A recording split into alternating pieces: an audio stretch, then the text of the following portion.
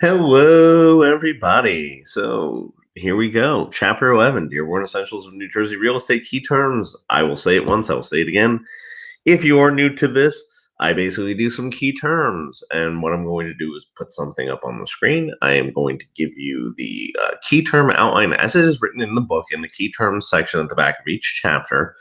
So some of them might need a little further explanation, and I will fill in where I feel there needs to be some explanation. So, without further ado, let's get going. Assignment. Assignment. So, an assignment is the transfer of interest in a contract to a third party. So, basically, what you're doing is you're taking one of the parties in the contract, whoever it is, and you're assigning it to someone else. This happens a lot in real estate wholesaling, where someone puts in an offer with the intention of basically getting a better deal on the home, and then turning around and holding that contract, and during the time before it closes, transferring their interest to an investor who pays for the right to get into that contract. So that's a real broad stroke of a 10,000 foot view of wholesaling. But that's one of the common places where we're seeing it now. So assignment is basically taking the responsibilities in a contract of one individual and then transferring it to a third party. Bilateral contract. Bilateral contract. This is a contract with a promise by each party. So each party has a fulfillment they need to reach in order to get the contract to be executed. So one person has to do A, one person has to do B. So each party has a promise that they need to basically fulfill. Competent parties. Competent parties. Those legally qualified to enter into a contract. Those legally qualified to enter into a contract. So basically, competent parties means someone who's not inebriated, not under the influence, not under any undue duress. They're basically legally competent. Okay, they're legally qualified to enter into a contract. Consideration. Consideration. Something of value given in each exchange. Now, consideration. I will say this. They didn't specify what kind of consideration it has to be. Consideration could be something of value, or it could be good. Let me give you an example of good consideration. For love and affection is good consideration.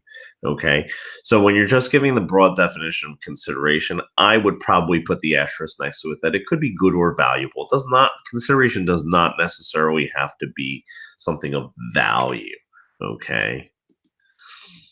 Contingency. Contingency. So this is a certain happening on which a contract depends. Yeah, so basically the contract is contingent on contingencies. On some contracts are contingent upon mortgage contingencies, on inspection contingencies, on home sale contingencies, home purchase contingencies. And each one of those would be outlined what kind of things happen if you are not if you do not fulfill that. So basically, the contract is contingent on contingencies, meaning the contract doesn't happen unless these contingencies are met. Okay, so certain happening on which a contract depends. Contract. Contract.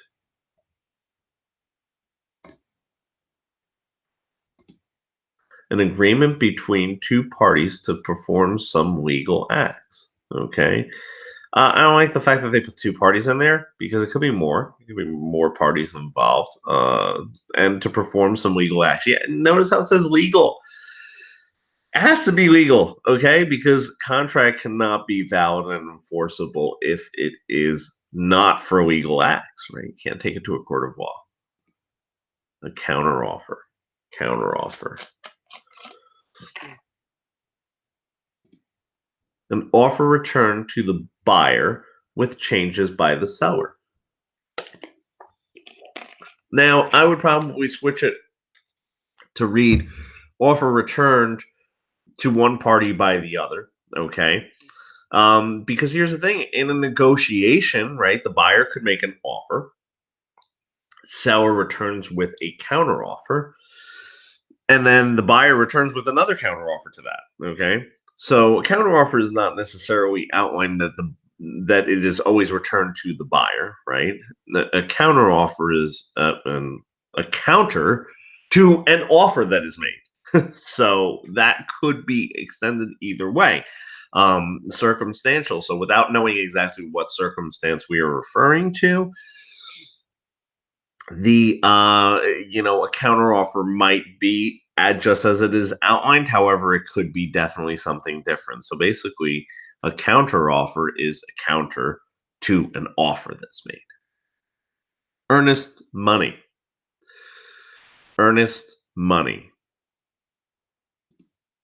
It's a buyer deposit with purchase contract. Now, okay, listen to what I'm going to tell you about earnest money. So there's a couple things that I want to say here. Now, earnest money could be with the purchase contract. Depends. Now, there's some state-specific things. So let's talk New Jersey. Okay, New Jersey, you can put it up front, at the time that you sign the offer. You can do it after our attorney review period. Okay, you can do it during your attorney review period. You have the right to set the date at which the earnest money would be deposited into whatever trust escrow account you decide, broker's attorney, seller's attorney, etc., etc. What some people say in the state of New Jersey is that earnest money is consideration, right? And without earnest money, you cannot purchase a home. That is absolutely incorrect. It's absolutely incorrect. You do not need to put earnest money. Earnest money is not the consideration. The purchase price is the consideration. So let me give you a perfect example. VA loans. VA loans can be 100% financing, right? There is no requirement for them to put down earnest money. Now, let's talk practical sense. They typically do put down some sort of deposit with the purchase. However, there is no requirement because it was 100% financing, and that is a privilege that we offer to our veterans. And they have the right to do that. They have the right to do 100% financing, no deposit needed. Practically, yes, they typically do put down something that will be credited to them at the end of closing if they choose to do 100% financing. But the consideration for the contract to be valid is the purchase price in a home purchase, okay, is not the earnest money. So don't let people deceive you and tell you otherwise, because that is not the consideration, again, because there is 100% financing options, okay? Equitable title. Equitable title.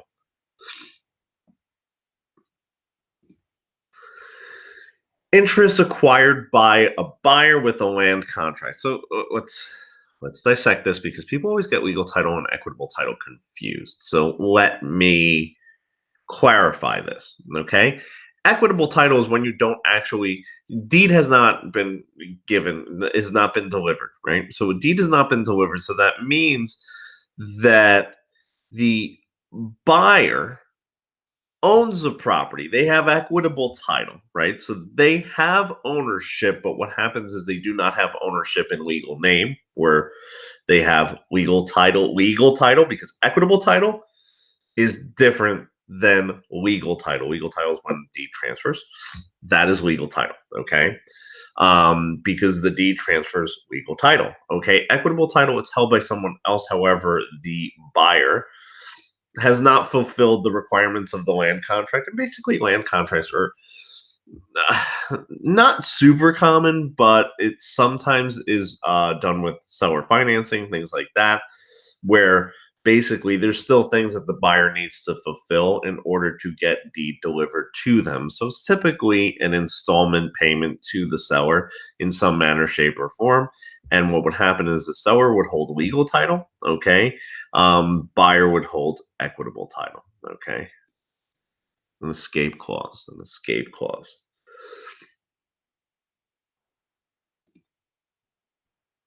This is protection for the seller when the buyer has another house to sell. So typically in an escape clause, what they do is this.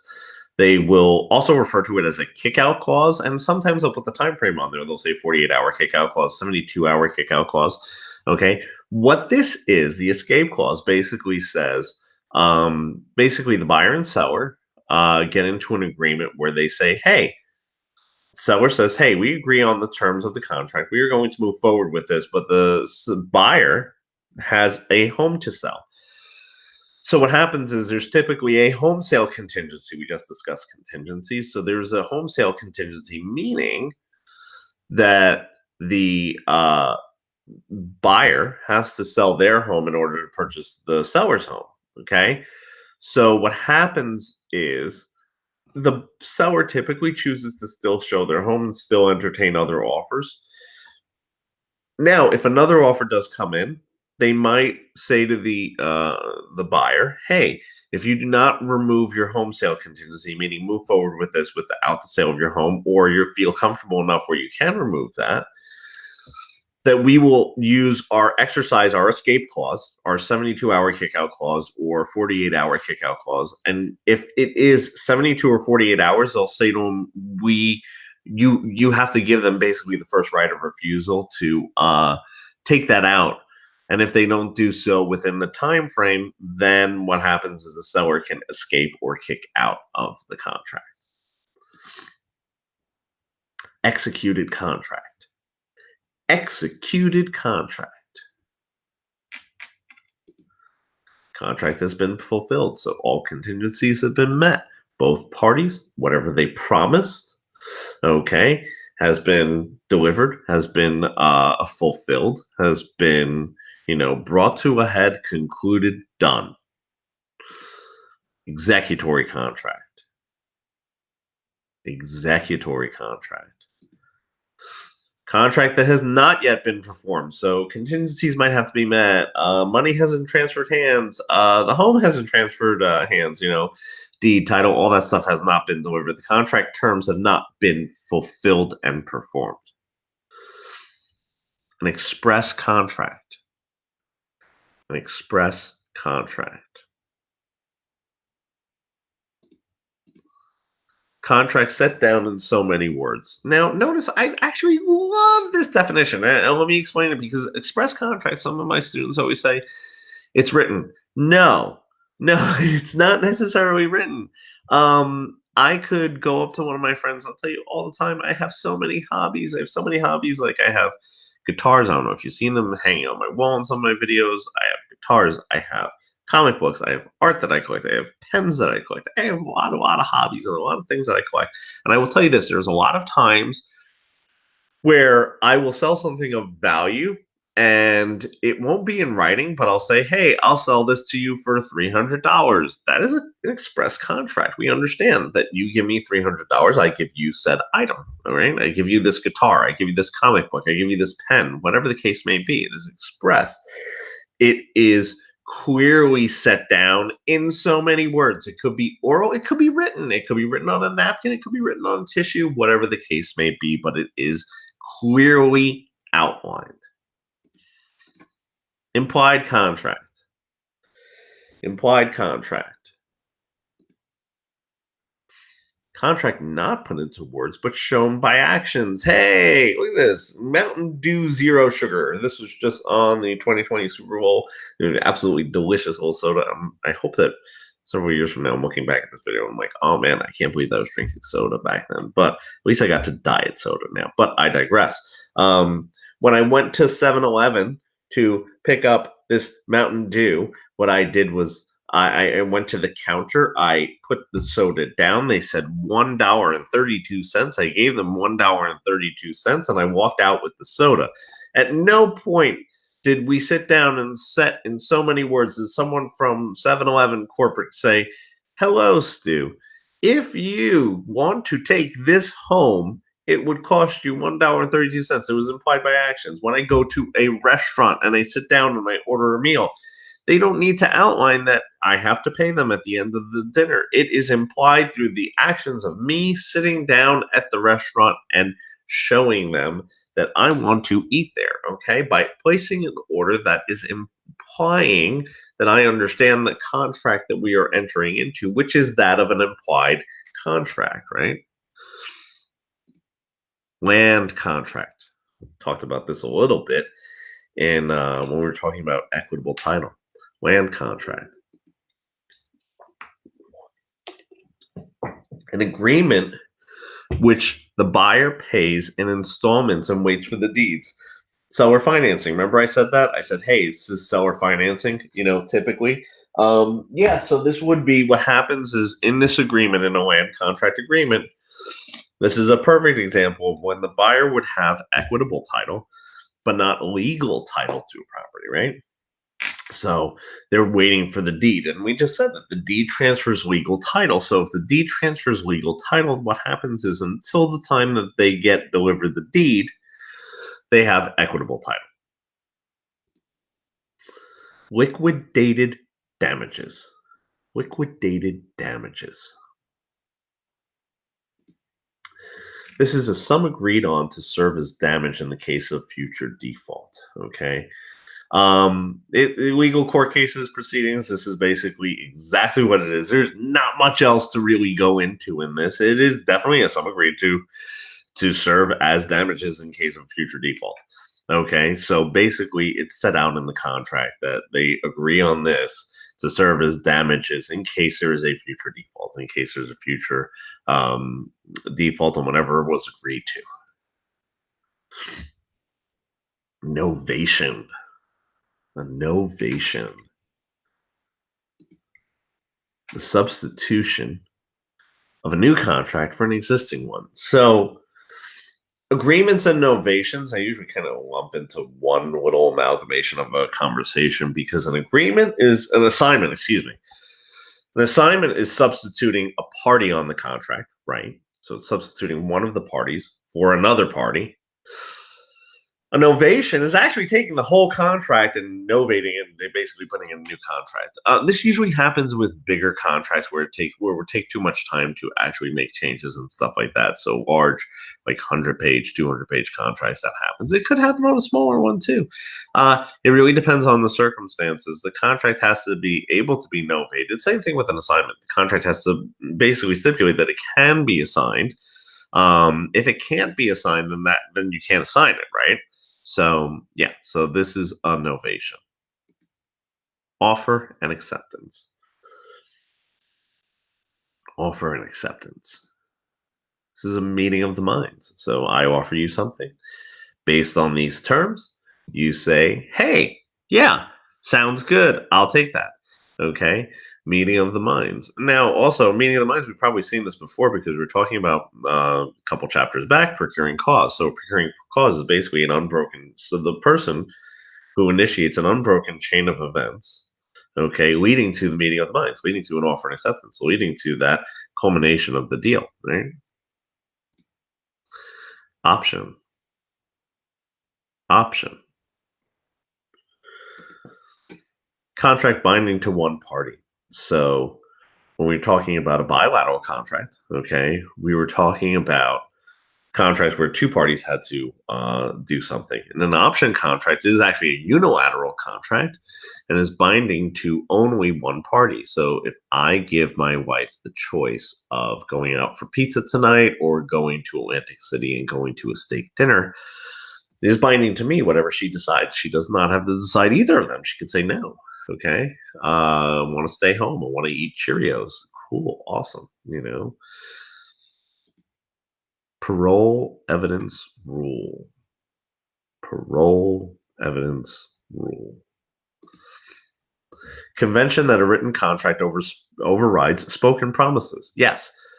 Written, expressed contracts always override spoken promises, and that is based on the parole evidence rule. Okay. I got nothing else to say about that. That common sense, but that is referred to as the parole evidence rule. Rescission. Rescission. Return to status quo. If I rescind something, I'm returning to status quo, where we were before I extended that offer, that contract, that agreement. Okay, we're returning to where we were before that was made. Specific performance. Specific performance. Okay, specific performance. This is a court action usually asking that the seller be forced to sell as agreed. So it could be the other way around. Let's just say that. Okay, it's not just the buyer suing the seller for specific performance. It could be, it's less likely and harder. And I'm going to explain why. Because what happens is when you enter into an agreement for real estate, the buyer and seller agree to perform on the purchase of that home. Okay. If all contingencies have been met, again, all contingencies have been met, and that's usually where the disagreements start coming up, is that did we really agree on this and did we really not agree on that? And has that contingency actually been met? That's where usually the gray area comes in. And then what happens is if they do say that all contingencies have been met and that the buyer and seller are bound to one another, then either of the parties could sue the other one for what's called specific performance. What happens is this: it's basically saying you must perform because of the specificity of that property. Every property is specific, okay, because there is no other property. No two properties can occupy the same space. So what happens is because of the specificity of that property, you must perform on the contract as it is written because we have met all the contingencies. And the court would decide that. But the type of lawsuit that is specific performance. It's actually right in the name. Okay. Statute of frauds. Statute of frauds. While requiring certain contracts be in writing, yes, there are certain times that you do have to have contracts in writing, and that depends on what it is that you are writing. It also sometimes depends on the state as well. Okay. So I would refer to that in regards to if you're studying from another state, stuff like that. While requiring certain contracts to be in writing is the statute of fraud. Statute of limitations. Statute of limitations. This is the time within which one is allowed to assert a legal right. So there's sometimes a statute of limitations put on certain things or that people agree to within where you could assert your legal right. It is not an indefinite period of time because of the statute of limitations. Time is of the essence. Time is of the essence. This is a contract clause requiring punctual performance. So what happens is if one party fails to, it usually comes up in New Jersey with closing dates where closing dates are written on or about. And what happens is if they are served with time is of the essence, basically one party says time is of the essence, they have 10 days to reach, to basically perform. Otherwise, they will be found in breach of contract and they can be taken to the court of law to be sued for specific performance. So basically, that's what happened. That's like the timeline of things that happen, right? But yes, time is of the essence basically states that, you can't just postpone things indefinitely and push off the actual completion of the contract and everything like that indefinitely. So that is time is of the essence. Unenforceable contract. Unenforceable contract. Seemingly valid contract, but neither party can sue to force performance. So basically, it's probably missing something such as consideration. Might be missing offer and acceptance. So basically, it's a seemingly valid, meaning that it is for a legal purpose. It is. So it has a lot of the things that it needs to be a valid contract. Okay. Because if it was missing the validity, the legality of the contract, it would not be able to be unenforceable, right? Because basically, what happens is, again, the definition for unenforceable is it's seemingly valid. It's basically missing one of the things other than legality to make it so that you really can't sue to force performance because there is something that is missing to make it a legal contract. Valid contract. Valid contract. A contract that means all legal requirements. It meets, all legal requirements. Meets all legal requirements. Is valid and enforceable. Void. A void contract.